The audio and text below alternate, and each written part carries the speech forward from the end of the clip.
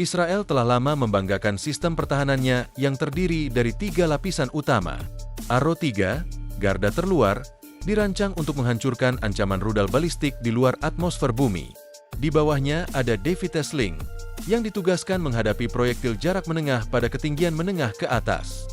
Dan paling akhir, Iron Dome, sistem legendaris yang berfungsi menangkis roket, drone, dan tembakan artileri yang mendekati permukaan. Dalam teori, susunan pertahanan ini menciptakan benteng udara yang mustahil ditembus. Namun, teori hanya berlaku sampai kenyataan menguji batasnya. Semua berubah ketika kelompok Houthi dari Yaman meluncurkan rudal yang belum pernah terlihat sebelumnya, dinamakan Palestine II. Tak satupun analis intelijen menduga kelompok ini memiliki akses terhadap teknologi mutakhir seperti itu. Tidak ada radar yang mampu membaca arah lintasannya. Tidak ada sistem yang cukup cepat untuk menyesuaikan manuvernya.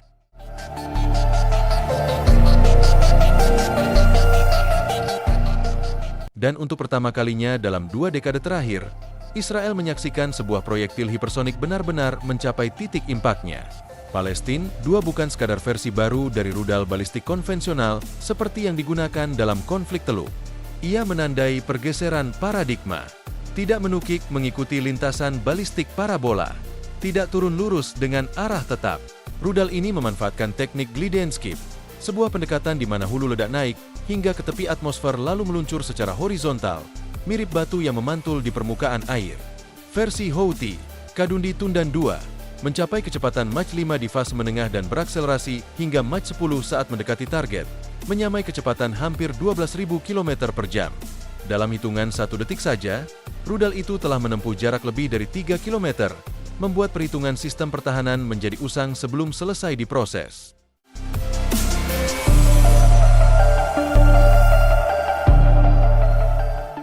Arrow 3, yang dibangun untuk menghancurkan rudal balistik di eksosfer, sangat bergantung pada prediksi lintasan. Bila proyektil tidak bergerak dalam jalur yang bisa dipetakan, maka seluruh algoritma menjadi sia-sia. David's Sling juga menghadapi kendala serupa, hebat dalam kecepatan dan akurasi, tetapi hanya efektif terhadap ancaman dengan pola terbang yang stabil dan konsisten. Sedangkan Iron Dome, sistem pertahanan terakhir, tidak dirancang untuk menanggapi benda yang menyelam pada kecepatan hipersonik dari sudut curam. Dengan kata lain, serangan Houthi menelanjangi satu celah besar. Tidak satupun dari 3 lapisan pertahanan udara Israel dirancang untuk menangani ancaman seperti Palestine II. Proyektil ini tidak membawa daya ledak yang lebih besar, tidak menempuh jarak lebih jauh. Namun jalur terbangnya yang tak bisa diprediksi membuat semua sistem pertahanan tertipu.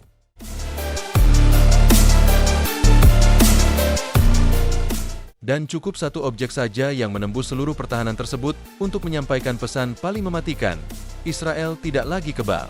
Target serangan itu mendarat di dekat pangkalan militer di sekitar bandara, tak jauh dari lokasi operasi F-35 Israel. Meskipun kerusakan sebenarnya belum diumumkan, citra satelit menunjukkan kepulan asap tebal dan aktivitas evakuasi terburu-buru. Ketika sebuah negara diam, itu bukan karena tidak ada apa-apa yang terjadi, melainkan karena ada sesuatu yang terlalu besar untuk diumumkan. Palestine II hanyalah nama, tetapi di balik nama itu tersembunyi jejak teknologi asing yang mengubah seluruh lanskap peperangan. Rudal itu bukan buatan tangan Houthi sepenuhnya. Strukturnya, kinerja mesinnya, hingga fase puncak peluncurannya memancarkan DNA dari proyek Iran, Shahab 3. Jika ditelusuri, Shahab 3 merupakan rudal balistik jarak menengah buatan Iran yang menjadi tulang punggung pengembangan rudal hipersonik mereka.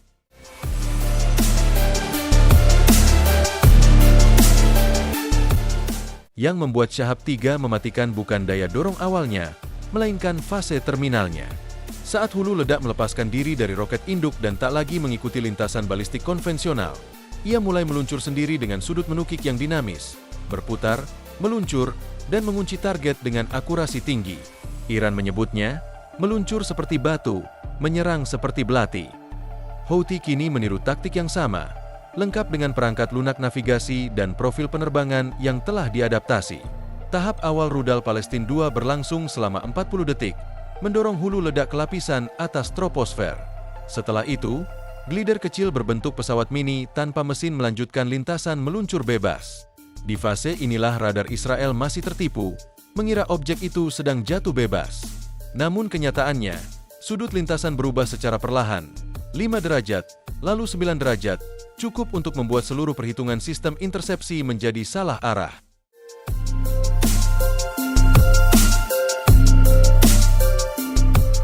Setiap perubahan sudut kecil memaksa sistem menghitung ulang, menguras waktu hingga 4 detik.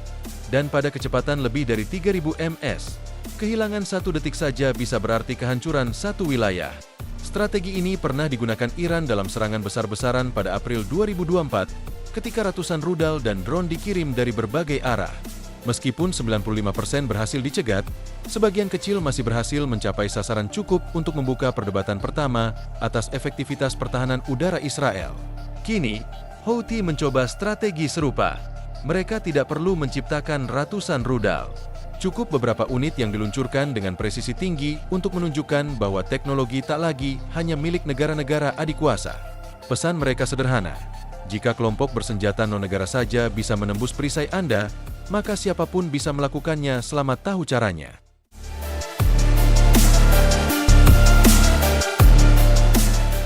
Pertempuran ini bukan lagi soal daya ledak atau jumlah amunisi. Ini soal adaptasi. Tentang bagaimana teknologi canggih dapat direduksi menjadi taktik yang dapat dipelajari, disalin, dan digunakan oleh pihak yang tidak diduga. Serangan Palestina II menunjukkan bahwa bahkan sistem pertahanan paling legendaris sekalipun bisa ditembus. Dan yang lebih penting, kepercayaan terhadap ketangguhan itu mulai retak. Selama bertahun-tahun, dunia memandang Arrow 3, David's Sling, dan Iron Dome sebagai simbol supremasi teknologi militer. 3 lapisan proteksi dari ruang angkasa hingga ke tanah. Namun kini, dengan 1 rudal hipersonik yang melanggar semua batas, pertanyaannya berubah. Bukan lagi, apakah sistem ini bekerja? Tetapi, mengapa sistem yang bekerja masih gagal?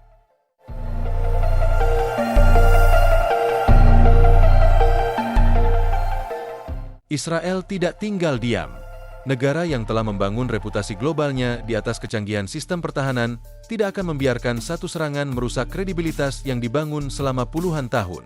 Beberapa jam setelah dampak serangan Palestina II terkonfirmasi, Dewan Keamanan Nasional Israel menggelar rapat darurat. Pusat Komando Udara di Tel Aviv dialihkan ke status siaga penuh. Satelit militer diprioritaskan untuk pemantauan terhadap wilayah udara Yaman dan seluruh garis lintas antara Teluk Aden dan Laut Merah. Namun yang menjadi sorotan bukan hanya respons taktis, melainkan perubahan paradigma. Ini bukan sekadar membalas tembakan. Ini adalah momen di mana Israel harus membuktikan bahwa meskipun pertahanannya dilubangi, ia tetap memegang kendali mutlak atas medan tempur.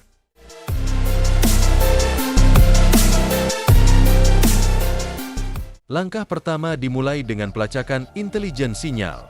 Unit 8200, cabang elit intelijen sinyal IDF, dikerahkan untuk mengurai komunikasi terenkripsi antara elemen-elemen Houthi dan simpul komando luar negeri. Fokus utama adalah mengidentifikasi siapa yang menyediakan perangkat lunak navigasi dan sistem pemandu rudal.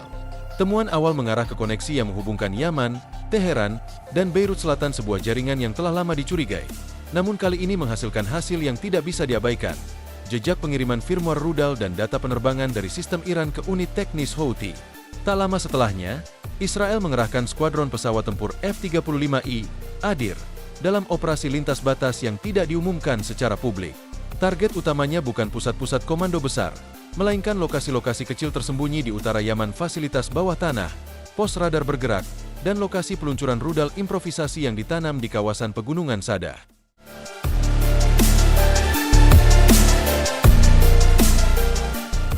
Setiap serangan dirancang bukan untuk membumi hanguskan wilayah, tetapi untuk menonaktifkan kemampuan Houthi dalam menggandakan strategi yang sama. Tetapi lebih dari sekadar serangan udara, Israel memutuskan untuk mengirim pesan strategis. Tidak kepada Houthi saja, tetapi kepada siapapun yang mungkin sedang mengamati dari jauh dan berniat meniru. Unit Aram Satuan Siber Ofensif yang bekerja di bawah Direktorat Intelijen Militer meluncurkan serangan elektronik ke sistem komunikasi dan navigasi milik Houthi. Dalam waktu kurang dari 48 jam, jaringan peluncuran rudal yang tersisa mengalami gangguan transmisi, memaksa operator di lapangan kembali ke metode analog. Respon ini bukan hanya bentuk pembalasan, tetapi juga sinyal kepada aktor-aktor negara yang mendukung kelompok bersenjata non-negara, bahwa setiap bantuan yang diberikan, jika terbukti digunakan untuk mencederai Israel, akan dianggap sebagai bagian dari rantai target.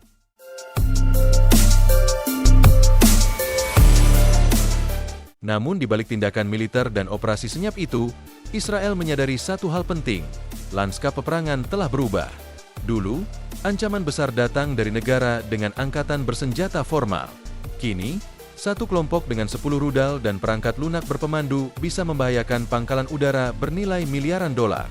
Maka, respons berikutnya tidak hanya dalam bentuk serangan, tapi juga transformasi sistem pertahanan itu sendiri. Arrow 3, David's Sling, dan Iron Dome kini tengah dalam proses pembaruan doktrin. Bukan hanya pada sisi perangkat keras, tapi juga algoritma di balik sistem pelacakan dan prediksi lintasan. Untuk pertama kalinya, Israel mengumumkan kerjasama terbuka dengan perusahaan kecerdasan buatan untuk menyempurnakan sistem intersepsi berbasis adaptif di mana sistem pertahanan tidak lagi menunggu pola tetap, tetapi mempelajari setiap penyimpangan dalam waktu nyata dan meresponsnya seolah-olah menghadapi makhluk hidup, bukan sekadar benda terbang.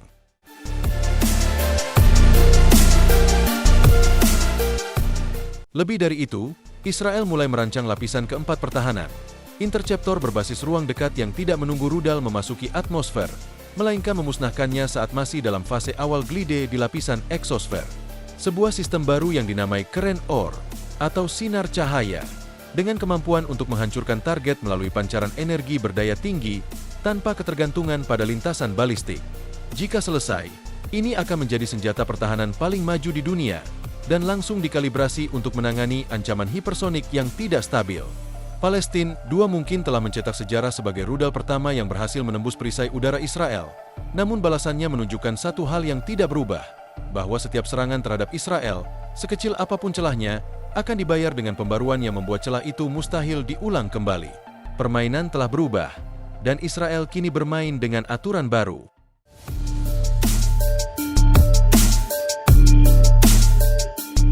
Dunia Arab terbelah. Beberapa pihak secara terbuka memuji kemampuan Houthi yang berhasil menghantam simbol superioritas militer Israel, sementara yang lain menyuarakan kekhawatiran. Bukan karena solidaritas terhadap Israel, tetapi karena efek domino yang bisa memicu ketidakstabilan di kawasan.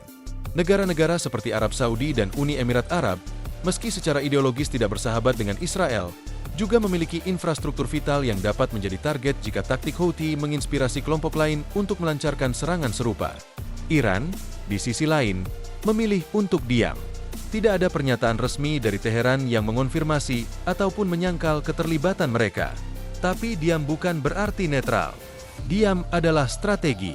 Dalam konferensi tertutup di Qom dan Teheran Selatan, Komando Pasukan Quds dan Badan Riset Militer Iran tengah mengevaluasi dampak dari keberhasilan teknologi glide Houthi.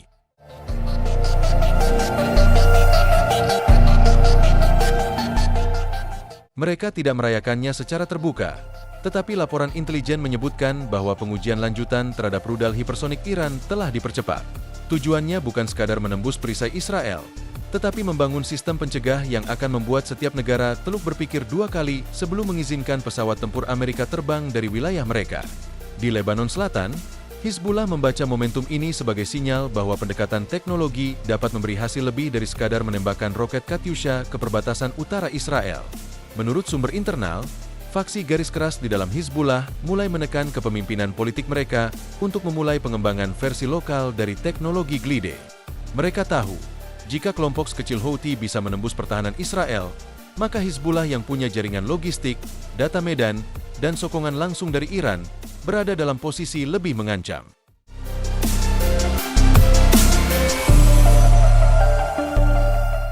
Sementara itu, di Washington dan Brussels, reaksi yang muncul adalah campuran kekhawatiran dan ketertarikan.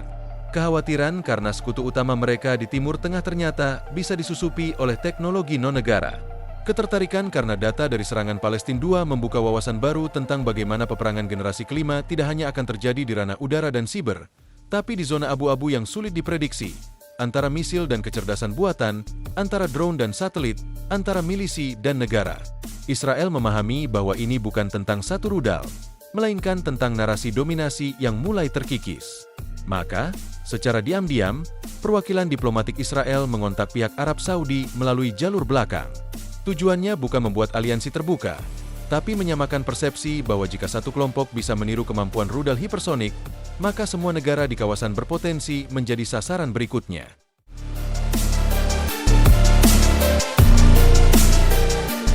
Di langit, Tidak terlihat pesawat dagang sipil di atas Laut Merah selama 72 jam setelah serangan. Jalur pelayaran dialihkan, pangkalan militer Amerika di Djibouti siaga penuh, dan satelit NATO mulai memfokuskan sensor termal ke kawasan Gurun Yaman, mencari tanda peluncuran berikutnya. Dunia menyadari bahwa satu rudal bisa mengubah dinamika geopolitik lebih cepat dari satu perjanjian damai. Amerika Serikat tak bisa lagi hanya menjadi penonton. Ketika sistem pertahanan sekutu utamanya di Timur Tengah ditembus oleh rudal yang diduga berakar dari teknologi Iran, itu bukan hanya soal keamanan Israel, melainkan soal kredibilitas global Amerika dalam menyediakan perlindungan dan dominasi teknologi. Pentagon segera mengadakan briefing tertutup dengan Komando Pusat, CENTCOM, untuk menyusun skenario tanggapan.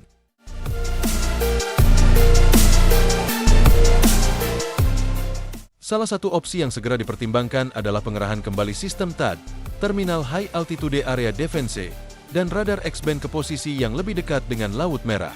Tujuannya bukan hanya melindungi Israel, tetapi juga melindungi pangkalan dan armada Amerika yang tersebar dari Bahrain hingga Laut Arab.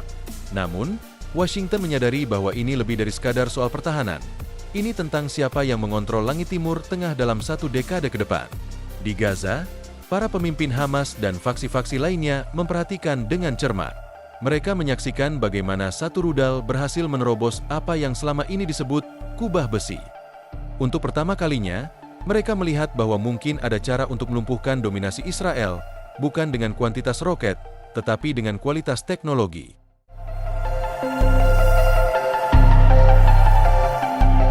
Analis Israel bahkan mendeteksi peningkatan lalu lintas komunikasi antara Gaza dan Beirut, memunculkan spekulasi bahwa teknologi rudal hipersonik dapat diadaptasi atau bahkan diperdagangkan lintas faksi. Di Lebanon, Hizbullah mulai menyusun ulang doktrin militernya. Serangan dari selatan kini tidak lagi berorientasi pada artileri atau serangan drone, tetapi mengarah pada skenario penetrasi pertahanan lewat kecepatan dan manuver.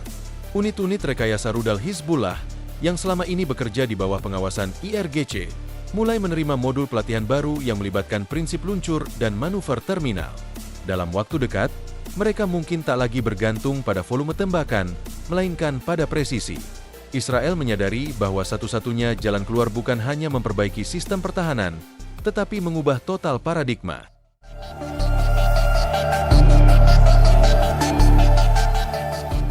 Ini bukan lagi tentang melindungi wilayah dari serangan konvensional, melainkan mendeteksi dan menghancurkan hulu ledak manuver hipersonik yang tak dapat diprediksi.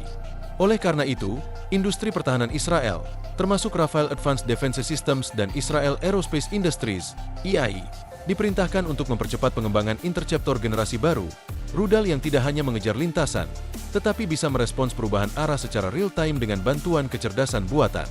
Namun waktu adalah musuh. Palestina II telah menunjukkan bahwa keunggulan strategis tidak lagi eksklusif bagi negara adidaya. Dan kini, dengan kemungkinan bahwa kelompok-kelompok seperti Houthi, Hizbullah, atau bahkan faksi kecil lainnya bisa mempelajari pola peluncuran rudal hipersonik, maka medan perang berubah menjadi medan eksperimen teknologi global.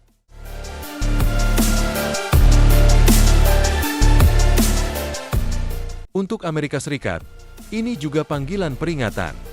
Jika Israel bisa ditembus, maka pangkalan militer mereka di Timur Tengah, kapal induk mereka di Teluk, bahkan markas mereka di Diego Garcia bisa saja berada dalam ancaman yang sama. Maka, selain menguatkan pertahanan, Washington kini mempertimbangkan opsi balasan tak langsung terhadap Yaman bukan untuk menghancurkan Houthi sepenuhnya, tetapi untuk memotong rantai suplai dan mengirimkan pesan bahwa teknologi destruktif tidak bisa digunakan tanpa konsekuensi.